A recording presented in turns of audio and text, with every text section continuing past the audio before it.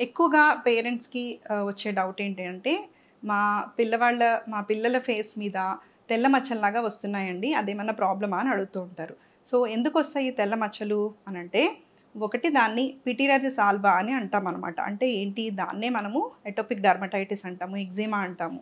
అంటే సింపుల్‌గా చెప్పాలి అనంటే, డ్రై స్కిన్ వల్ల అలా వచ్చే ఛాన్స్ అనేది చాలా వరకు అదే రీజన్ ఉంటుందనమాట. సో, దాన్ని ఎలా మనం అవాయిడ్ చేసుకోవాలి అనంటే best thing simple soap free cleansing lotion use చేసుకోండి. బికాజ్ సోప్ అనేది కొంచెం హార్ష్‌గా ఉండొచ్చు కాబట్టి పిల్లల ఫేస్ మీద soap free cleansing lotions use చేసుకొని మీరు గనక ప్రాపర్‌గా మాయిశ్చరైజ్ చేసుకుంటే ఈ ప్రాబ్లమ్ అనేది రాదనమాట.